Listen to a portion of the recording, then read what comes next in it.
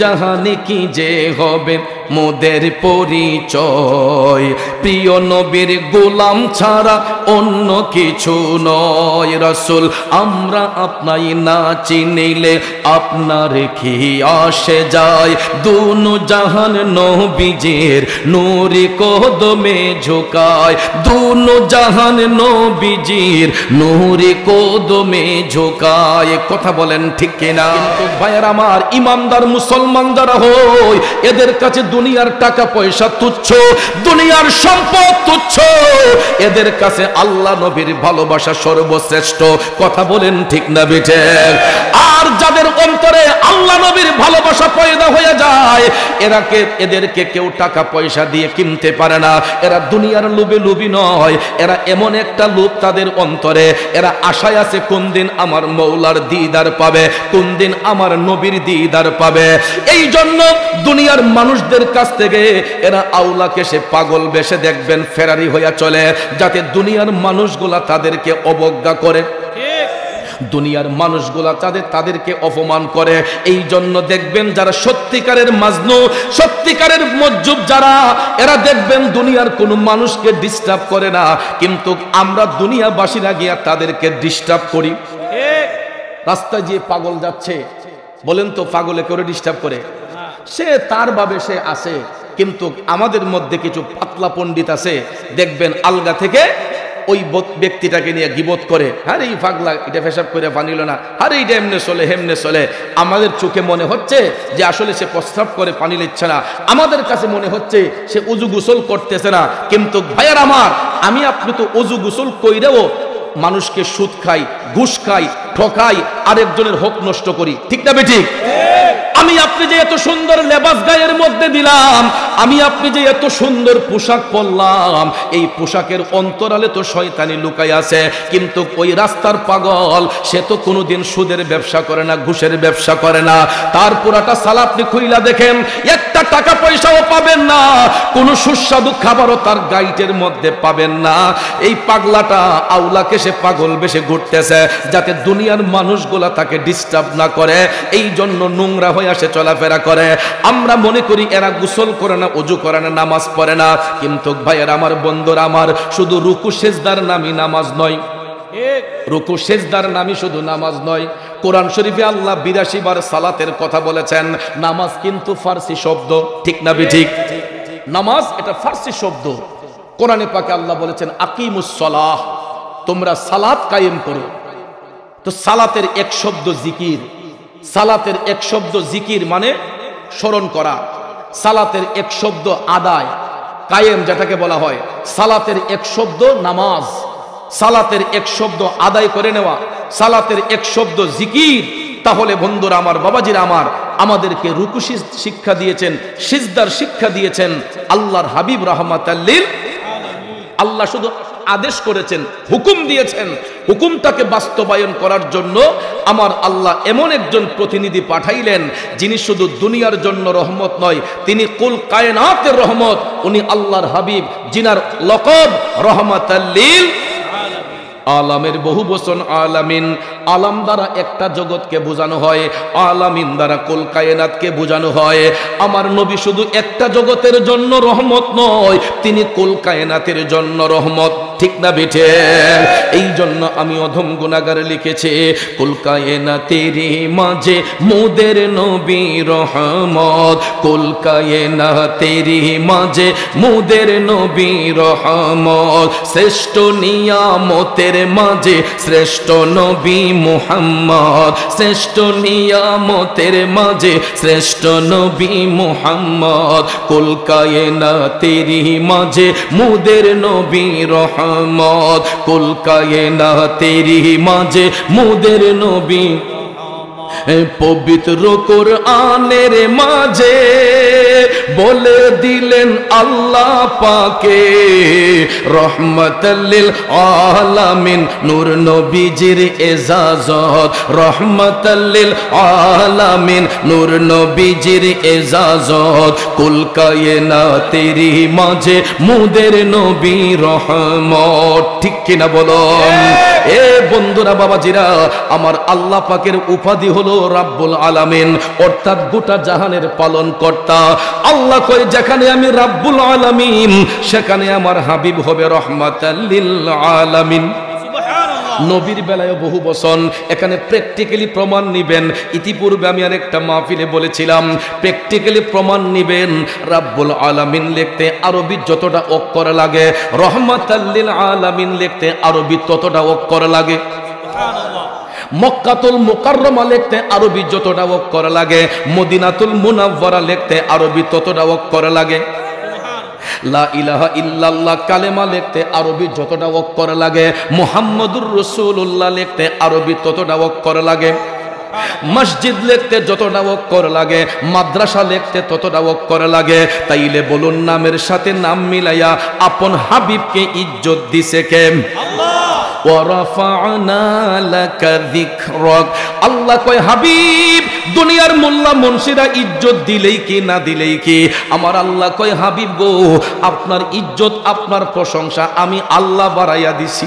সুবহানাল্লাহ। এই জন্য আশেক কয়, প্রেমিক কয়, দুজাহানে কি যে হবে মোদের পরিচয়, প্রিয় নবীর গোলাম ছাড়া অন্য কিছু নয়। রাসূল আমরা আপনাই না চিনিলে আপনার কি আসে যায়, দুনো জাহান নবীজির নূরে কদমে ঝুকায়, দুনো জাহান নবীজির নূরে কদমে ঝুকায়। কথা বলেন ঠিক কিনা?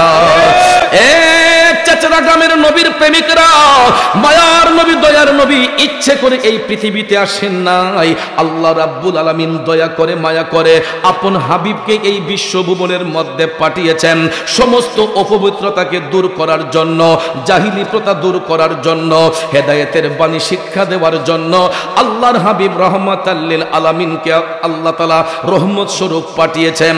নবী আসার কারণে আমরা কোরআন শরীফ পাইলাম, নবী আসার কারণে আমরা নামাজ পাইলাম, নবী আসার কারণে আমরা রোজা পাইলাম, নবী আসার কারণে হালাল হারাম চিনলাম, নবী আসার কারণে আমরা পাক নাপাক চিনলাম, নবী আসার কারণে জান্নাত জাহান্নাম সম্পর্কে বুঝলাম। ঠিক কি না? এই মাহে রজব কি শিক্ষা দেয়? এই রজব মাসে এমন একটা রাত আছে রে, হাদিস শরীফে যেই রাতটাকে বলা হয়েছে লাইলাতুল মিরাজ, ঊর্ধ্বগমনের রাত। এই ঊর্ধ্বগমনটা হয়েছিল রহমাতাল লিল আলামিন, মায়ার নবী দয়ার নবীজির আল্লাহ রাব্বুল আলামিন ইনভাইট করেছিলেন আপন হাবিবের সঙ্গে দিদার করার জন্য, সাক্ষাৎ করার জন্য।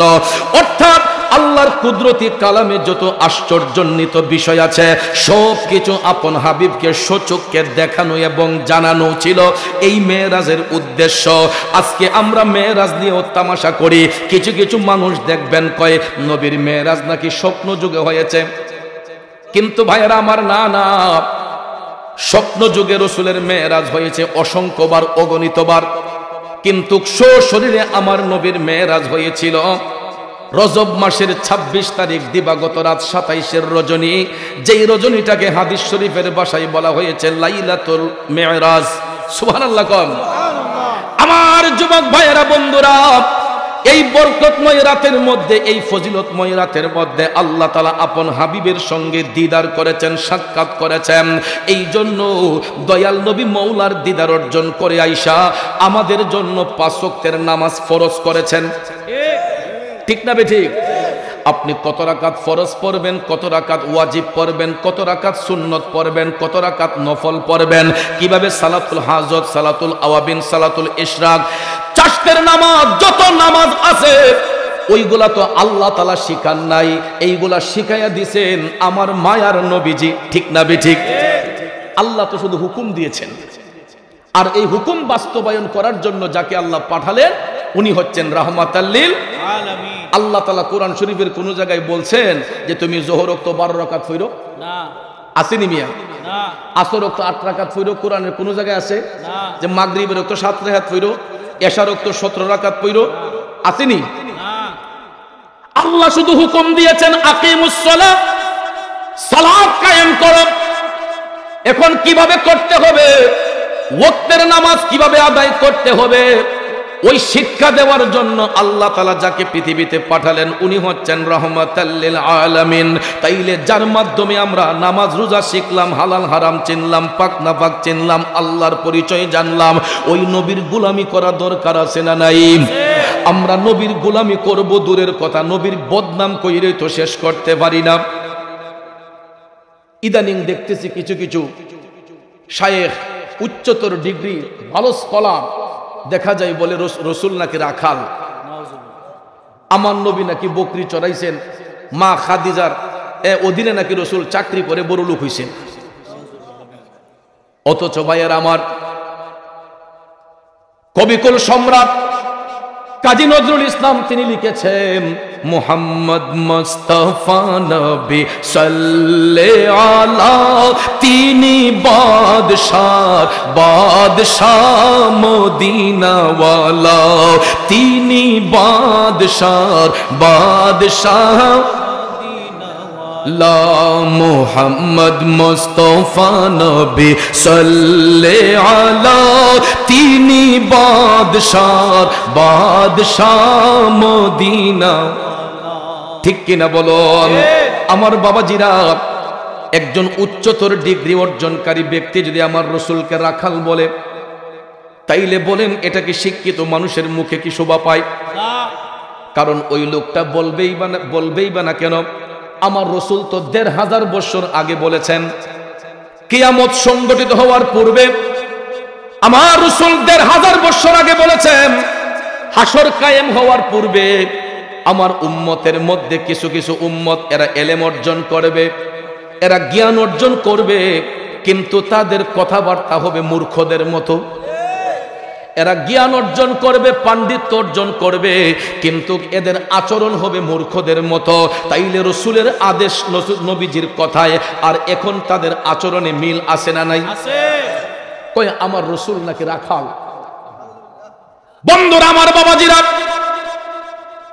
আমার রসুলের সাথে এইরকম বিয়াদবি যে করে জান্নাত পাবে দূরের কথা, জান্নাতের সুগন্ধ পর্যন্ত পাবে না। ঠিক না বেঠিক? কারণ কাফের মুশরিকরা এরা আমার রসুলকে যখন ডাকতো এরা রাইনা বলতো। আল্লাহ তাআলা নিজে বলেছেন যে ক্বালু রাইনা, তোমরা এটা বলবা না, তোমরা বলবা ওয়াকুলু উনজুরনা, ওগো রসুল আমাদের দিকে কৃপা করুন, আমাদের দিকে কৃপা দৃষ্টি দেন, দয়ার নজর দেন। আমার রসুলের সামনে বিয়াদবিমূলক আচরণ, কারণ রাইনা এটা শব্দটা হচ্ছে খ্রিস্টানদের কথা। এরা আমার রসুলকে এই বলে ডাকতো, যেটা ইহুদি খ্রিস্টান ডাকতো। রসুল বলছেন না, ইহুদি খ্রিস্টান যেই নাম ধরে আমার হাবিবকে ডাকবে, তোমরা এরকম ভাবে আমার হাবিবকে ডাকতে পারবা না। তোমরা বলবা ওয়াকুলু উনজুরনা, ওয়াকুলু উনজুরনা ওয়াসমাউ ওয়াসমাউ, যে ওগো হাবিব আপনি আমাদের দিকে কৃপা দৃষ্টি করুন, দয়ার নজর করুন। সুবহানাল্লাহ কোন। কিন্তু ভাইয়ার আমার, এখনো দেখা যায় কিছু কিছু জাহিলে মুরাক্কাব মাথার মধ্যে পাগড়ি টুপি জুব্বা কুর্তা লাগাইয়া আমার দয়াল নবীর শানে বিয়াদবি করে। বন্ধুরে, এমন কিছু বিয়াদবি কয় 23 বছরের একটা যুবক 40 বছরের একটা বুড়িকে বিয়ে করছে। এই কথাগুলো মুখে আনাও তো পাপ। ঠিক না বেঠিক? আমার রসুলের 11 জন বিবি ছিলেন, যাদেরকে বলা হয় উম্মাহাতুল মুমিনিন, মুমিনদের মা। কারণ আমার রসুল হচ্ছেন বেনজির বেমেসাল, নবীর সাথে কারো কোনো তুলনা আছে না, হইতে পারে। এ ভাইয়েরা আমার, বন্ধুরা আমার, যারা এইভাবে আমার রসুলের সঙ্গে বিয়াদবি করে, নবী 11টা বিয়ে করছেন, আমরা করলে দোষ কি? নাউজুবিল্লাহ কোন। এরপরে না, উনি তো বলছেন 60টা করার জন্য। কিন্তু আমার রসুল যেই নজর মুবারক দিয়েছেন সবার প্রতি, আমাদের দেশের ভাইসাবরা কি পারে? হ্যাঁ, দেখা যায় একজনের অ্যাবসেন্সে আরেকটা বিয়ে করলে দেখা যায় দুইজনে সুলাসুলি, মারামারি, কইস, মামলা, মোকদ্দমা। কথা কোন ঠিক যাবে? ঠিক। এরপরে আবার আইয়া মেসাল দেখো না, সৌদি তো দেখছি একজনে 9টা 10টাও করে। ঠিক না বিট কইনি? আচ্ছা বলেন, আমাদের দলিল কি সৌদি না কোরআন সুন্নাহ? সৌদি তো আমাদের দলিল হতে পারে না, আমাদের দলিল হবে কোরআন এবং সুন্নাহ। কথা কোন ঠিক না বেঠে? আমার যুবক ভাইয়ারা, সৌদির কথা যে বলতেন, এরা দেশের একটা কানুন আছে, নিয়ম আছে, যে বিয়ে করার আগে বেটির বাড়ি একটা দেওয়ান লাগবে। গাড়ি একটা দেওয়ান লাগবো, আর মোহরানা বাবদ 50,000 রিয়াল আগে নগদ দেওয়ান লাগবো। ওহন সে 80 বছরের বুড়ো হোক, 60 বছরের বুড়া হোক, 15 বছরের যুবক হোক, বিয়া করলে আপনার 50,000 রিয়াল, 50,000 রিয়াল নগদ তাকে মোহরানা দিতে হয়। বাড়ি একটা দিতে হয়, গাড়ি একটা দিতে হয়। এখন জামাই তুমি সময় দেও বাগে না দেও।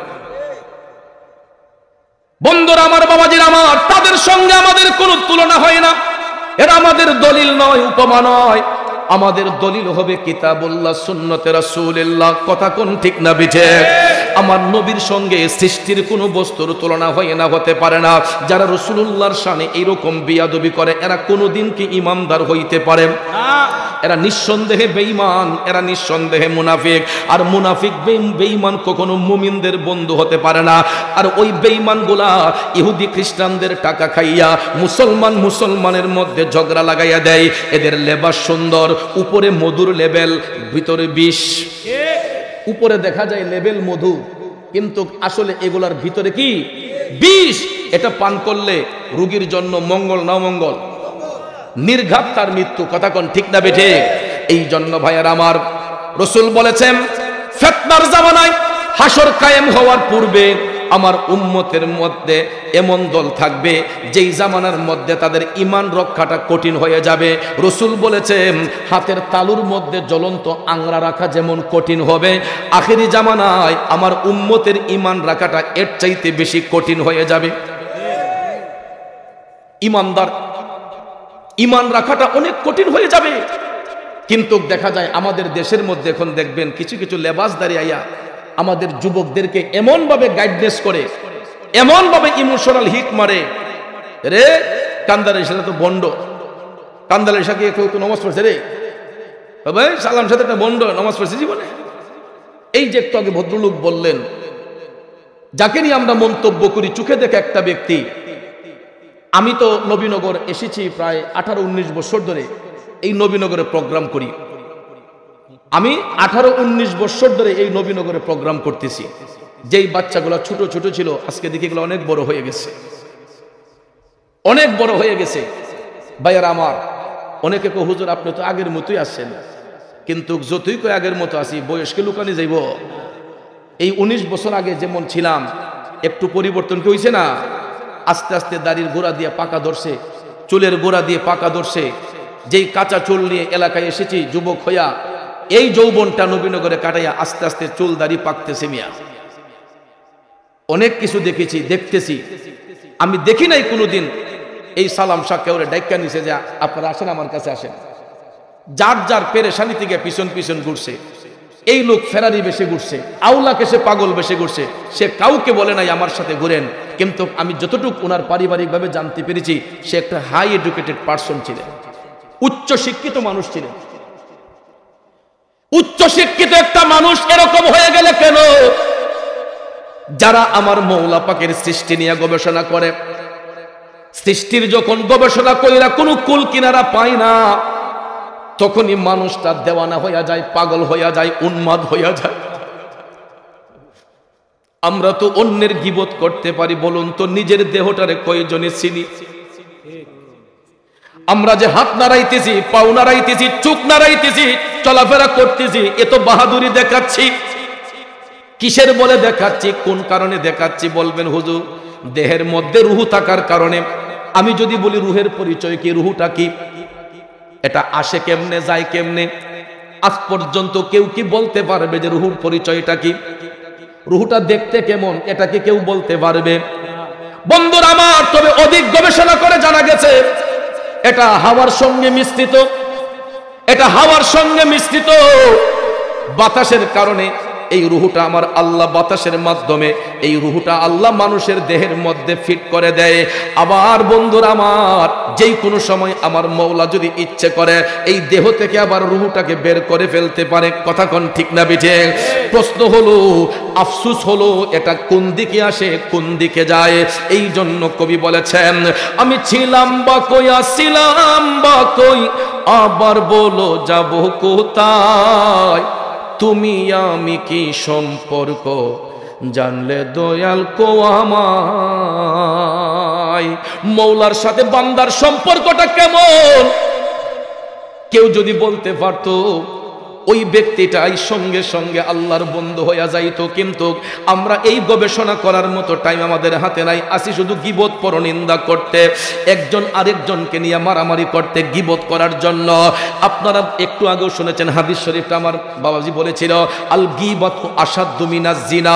কোনো মানুষ সম্পর্কে ধারণা না রাখা গীবত করা জিনার চেয়েও খারাপ কাজ। কথা কোন ঠিক না বেঠে? জিনার চেয়েও খারাপ কাজ। এই জন্য ভাইয়ের আমার, যাদের সম্পর্কে আমাদের কোনো অভিজ্ঞতা নাই, যাদের সম্পর্কে আমাদের কোনো ধারণা নাই, এদের বিষয়ে চুপ থাকাটাই হলো মুমিনদের বৈশিষ্ট্য। ঠিক না বেঠে? আগে নিজেকে নিয়ে ভাবেন, আমি কেমন, আমার ব্যাকগ্রাউন্ড কি, আমি 5 বছর আগে ছিলাম কি, 1 বছর আগে ছিলাম কি, এখন বর্তমানে করতেছি কি, এটা নিয়ে যখন ভাববেন তখন দেখবেন মানুষের মুখ দিয়ে গীবত বন্ধ হয়ে যাবে। এই সমস্ত মজনুন আল্লাহর ওলিগণ, এরা দুনিয়ার কোনো মানুষকে ডিস্টার্ব করেন নাই, বরং আমরা গিয়া তাদেরকে ডিস্টার্ব করেছি। তাদের আরাধনার মধ্যে, মুরাকাবার মধ্যে আমরা ব্যাঘাত ঘটিয়েছি। এই জন্য যুবক ভাইয়ের আমার, বিনয় করে বলবো, আল্লাহর ওলিদেরকে নিয়ে কখনো তামাশা করতে নাই, মস্করা করতে নাই, এটা ভুলে গেলে চলবে না। এই ভারত উপমহাদেশের মধ্যে ইসলামের অভয় বাণী আসছে আল্লাহর ওলিদের মাধ্যমে। এই ভারতবর্ষে ইসলামের অভয় বাণী আসছে আল্লাহর ওলিদের মাধ্যমে। আল্লাহর ওলিগণ যদি এই জমিনে বিচরণ না করতেন, হিন্দু রাজাদের অত্যাচারে এখন পর্যন্ত আমরা ধুতি কাপড় পরতে হতো। আজকে যে সেলাই যুক্ত কাপড় পরতেছি, এটার পিছনে সবচেয়ে বড় অবদান হচ্ছে আল্লাহর ওলিদের। ওলিগণ এই দেশে আসার কারণে আজানের ধ্বনি আসছে। ওলিগণ এই দেশে আসার কারণে আজকে মসজিদ হচ্ছে, মাদ্রাসা হচ্ছে, এতিমখানা হচ্ছে। কথা বলেন ঠিক না বেঠিক? আজকে ওলির দেশে থাইকা ওলির সাথে বিয়াদবি আল্লাহ সহ্য করবে না, এবং করেও না। যারা এরকম বিয়াদবি করে এরা এভাবেই ধ্বংস হয়ে যায়। ঠিক না বেঠিক? যারা এরকম বিয়াদবি করে এরা এরকম ভাবেই ধ্বংস হয়ে যায়। বন্ধুরা আমার, বাবাজিরা, এই জন্য সব সময় সম্পদ থাকুক যাই থাকুক, ইত্তাকুল্লাহ, আল্লাহকে ভয় করতে হবে, আল্লাহর হুকুমকে মান্য করতে হবে। কারণ মুমিন যারা হয় এরা করে না, ইমানদারদেরকে, মুমিন যারা হয় এরা কখনো কাফের মুশরিকদের সাথে চলাফেরা করে না। এরা সব সময় ইমানদারদের সঙ্গে সম্পর্ক স্থাপন করে, মুমিনদের সঙ্গে উঠা বসা করে।